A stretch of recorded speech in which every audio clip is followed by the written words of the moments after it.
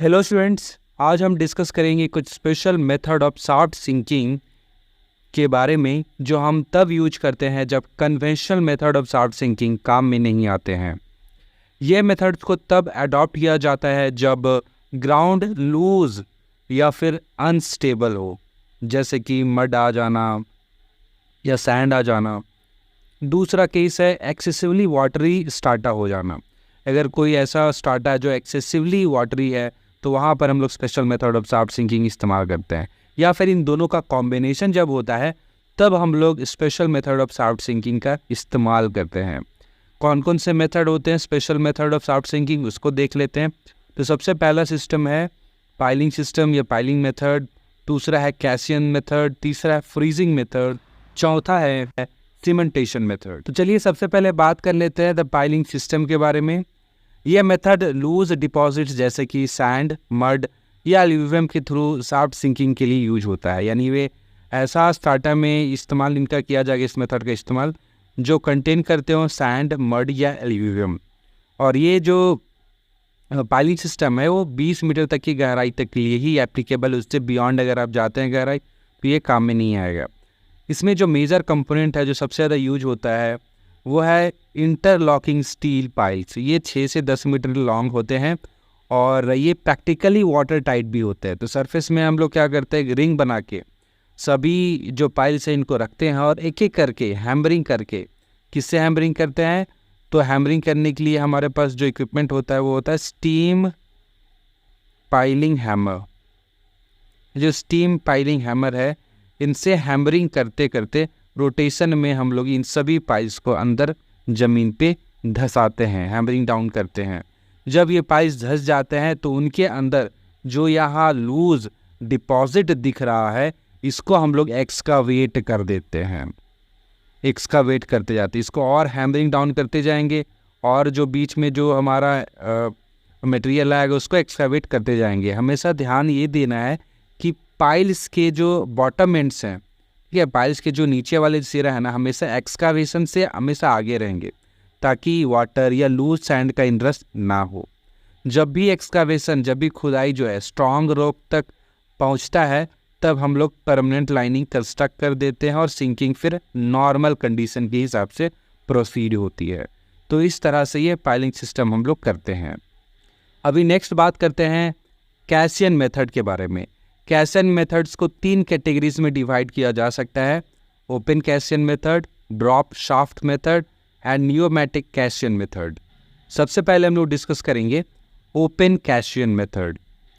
चलिए अभी बात कर लेते हैं ओपन कैसियन मेथड के बारे में। इसमें सिलिंड्रिकल ड्रम वेल यूज होता है, एक सिलिंड्रिकल शेप का वेल यूज होता है, आप देख सकते हैं इस तरह से, जिसकी थिकनेस होती है 0.3 से लेकर 0.4 मीटर। ये ब्रिकवर्क से बना होता है, ईटा से जोड़ाई से बना होता है और उसके नीचे स्टील कटिंग शू कुछ इस प्रकार से होती है। जब भी हम लोग इसका इस्तेमाल करते हैं इस मेथड का तो इसको सरफेस पे रखते हैं। सरफेस पे आप जैसे इसको रखेंगे तो अपनी वेट के कारण ये नीचे धंसता चला जाता है। ये धंसेगा तो इसके अंदर का जो भी मटेरियल है उसको हम लोग एक्सकावेट करेंगे। इसको फर्दर धंसाने के लिए हम लोग क्या करते हैं, जैसे से ड्रम सिंक होगा नीचे, इसके ऊपर हम लोग फर्दर ईटा की जोड़ाई करते हैं।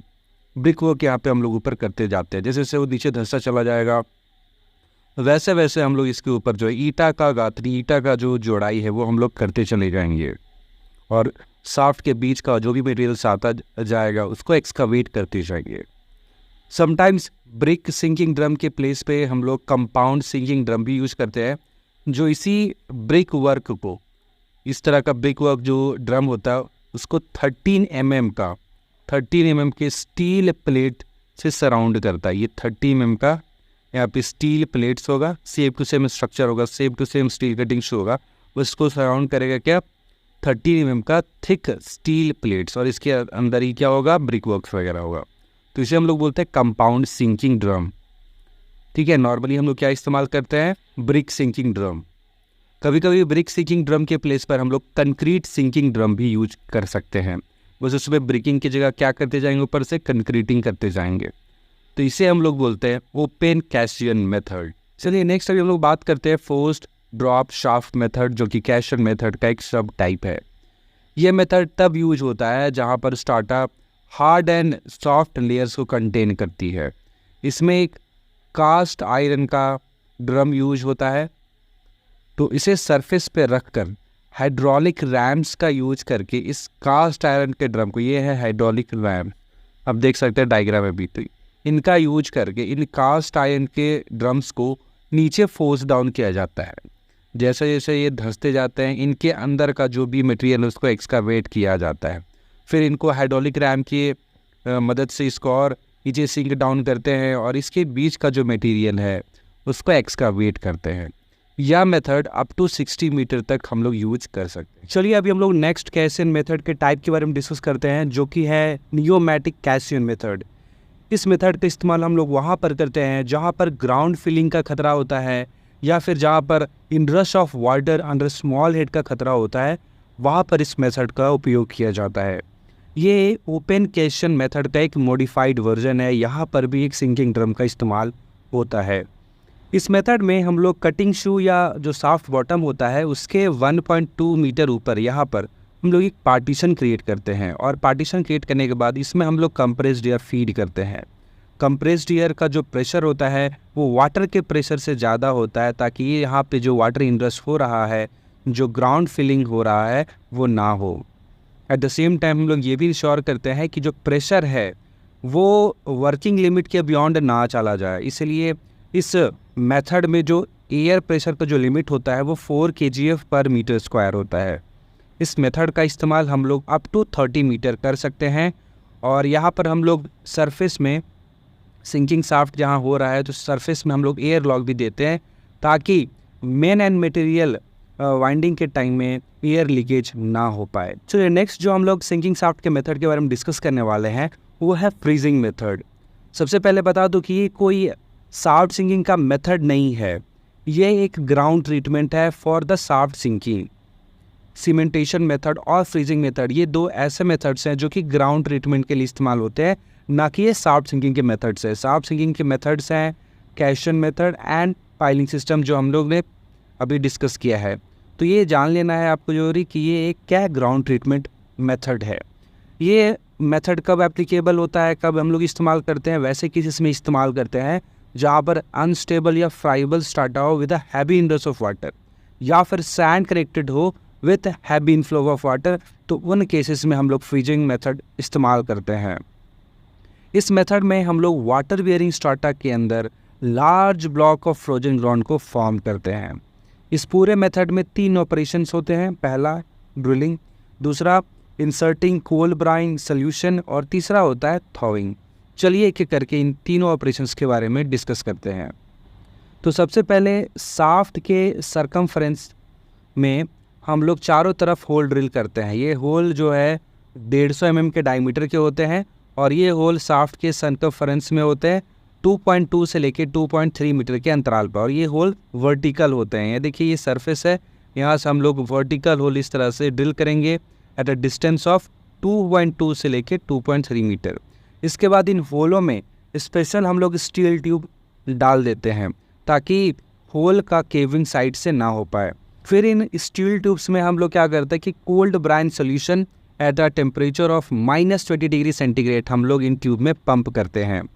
जैसे हम लोग कोल्ड ब्राइन सॉल्यूशन हम लोग इसके अंदर पंप करेंगे बोरहोल के अंदर, तो धीरे धीरे आसपास का जो भी ग्राउंड है धीरे धीरे फ्रीज होने लगेगा, जमने लगेगा धीरे धीरे। और ये क्या करता है कि जितना भी आसपास का स्टार्टा का जो हीट है उसको क्या करेगा, एक्सट्रैक्ट करने लगता है। ये हम लोग कोल्ड ब्राइन का सॉल्यूशन तब तक सर्कुलेट करते रहेंगे जब तक ये पूरा आसपास का जो ग्राउंड है वो एक वॉल ऑफ आइस फॉर्म नहीं कर लेता है। जैसे ही शाफ्ट के चारों तरफ का जो ग्राउंड है वो फ्रोज़न हो जाता है, तो फिर हम लोग नॉर्मल तरीके से शाफ्ट सिंकिंग करेंगे। शाफ्ट सिंकिंग करने के बाद हम लोग शाफ्ट लाइनिंग भी कर देंगे। जब हमारा shaft sinking shaft lining complete हो जाता है तो ये फ्रोजन ग्राउंड को हमको मेल्ट डाउन करना होता है। इसके लिए हम लोग इन होल्स में जो पहले ड्रिल हो चुके थे इनमें हम हॉट ब्राइन डालते हैं। हॉट ब्राइन डालने से ये जो पूरा फ्रोजन ग्राउंड है वो मेल्ट कर जाता है और ये वाटर में फॉर्म हो जाता है। इन वाटर को हम लोग पंपिंग करके बाहर निकाल लेते हैं और इस तरह से फ्रीजिंग मेथड का इस्तेमाल होता है। Next method of shaft sinking, या फिर यूँ कहें कि next method of ground treatment for shaft sinking है सीमेंटेशन मेथड। ये मेथड तब हम लोग अप्लाई करते हैं जहाँ पर फ्रीजर्ड ग्राउंड स्ट्राटा हो और उसके साथ साथ वाटर बियरिंग भी हो, यानी क्रैक्स के साथ साथ वाटर बियरिंग स्ट्राटा भी कंटेन कर रहा है वो स्ट्राटा, तो वहाँ पर हम लोग सीमेंटेशन मेथड से ग्राउंड ट्रीटमेंट करेंगे। या फिर अगर हैवी इंडेक्स ऑफ वाटर भी है तो वहाँ पर भी हम लोग सीमेंटेशन मेथड कर सकते हैं। सीमेंटेशन मेथड वैसे स्टार्टअप में हम लोग इस्तेमाल नहीं करेंगे जहाँ पर रनिंग सैंड हो या फिर लूज ग्राउंड हो। सीमेंटेशन मेथड में कुल 3 ऑपरेशंस होते हैं: drilling, pre silicization and injection of cement slurry. Drilling में हम लोग शाफ्ट के चारों तरफ हम लोग होल ड्रिल करते हैं, इंक्लाइन होल ड्रिल करते हैं at an angle of 45 degree, 45 degree के एंगल पे हम लोग होल इस तरह से ड्रिल करते हैं। क्या तो सबसे पहले काम हम लोग ये करते हैं। इसके बाद हम लोग करते हैं प्री सिलिकाइजेशन। प्री सिलिकाइजेशन का मतलब क्या होता है? देखिए, सिलिकाइजेशन का मतलब होता है होल को केमिकल से ट्रीट करना। चूँकि सीमेंट स्लरी इंजेक्शन करने से पहले ये ऑपरेशन कर रहे हैं, इसलिए इसका नाम क्या हो गया? प्री सिलिकाइजेशन। इसमें करते क्या हैं? होल्स में सीमेंट स्लरी मसाला डालने से पहले हम लोग होल्स को केमिकल से ट्रीट करते हैं। कौन से केमिकल से ट्रीट करते हैं? फर्स्टली हम लोग सिलिकेट ऑफ सोडा डालते हैं एंड देन आफ्टर हम लोग एल्यूमिनियम सल्फेट से इसको ट्रीट करते हैं होल्स को।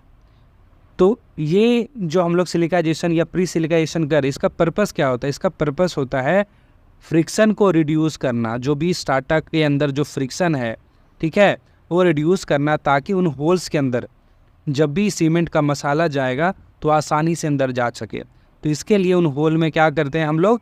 प्री सिलिकाइजेशन हम लोग कर देते हैं, सीमेंट के पैसेज को आसान करने के लिए। जिन भी होल्स में केमिकल से ट्रीटमेंट हुआ है, यानी सिलिकेट ऑफ सोडा और एल्यूमिनियम सल्फेट से ट्रीटमेंट हुआ है, वैसे होल्स को हम लोग कहते हैं प्रोडक्ट होल। और इन होल की संख्या सीमेंटेशन होल की संख्या से 3 गुना होती है, यानी 3 टाइम्स होती है। तो प्री सिलिकाइजेशन के बाद हमको क्या करना होता है? हमको करना होता है इंजेक्शन ऑफ सीमेंट स्लरी, यानी इन होल्स में हमको करना पड़ता है सीमेंट मसाला को अंदर डालना पड़ता है। ये जो स्लरी होता है वाटर एंड सीमेंट से बना होता है, और ये प्रेशर के साथ इन होल्स में तब तक हम लोग जो है फीड करते रहते हैं जब तक कि इन होल्स जो है कम्प्लीटली सील ऑफ नहीं हो जाता। जब तक कि होल जो है कम्प्लीटली बंद नहीं हो जाता, तब तक हम लोग सीमेंट एंड वाटर का जो स्लरी है अंडर प्रेशर होल्स के अंदर भेजते रहेंगे। जनरली प्रेशर जो हम लोग जिस प्रेशर पे भेजते हैं वो रहता है 300 kgf पर सेंटीमीटर स्क्वायर। वाटर और सीमेंट का रेशियो अकॉर्डिंग टू रिक्वायरमेंट्स हम लोग चेंज कर सकते हैं। तो ये हुआ total 4 methods of shaft sinking, जिसमें कैशन मेथड भी है, पाइलिंग सिस्टम भी है, जिसमें हम लोगों ने फ्रीजिंग मेथड भी डिस्कस किया और सीमेंटेशन मेथड भी डिस्कस किया है।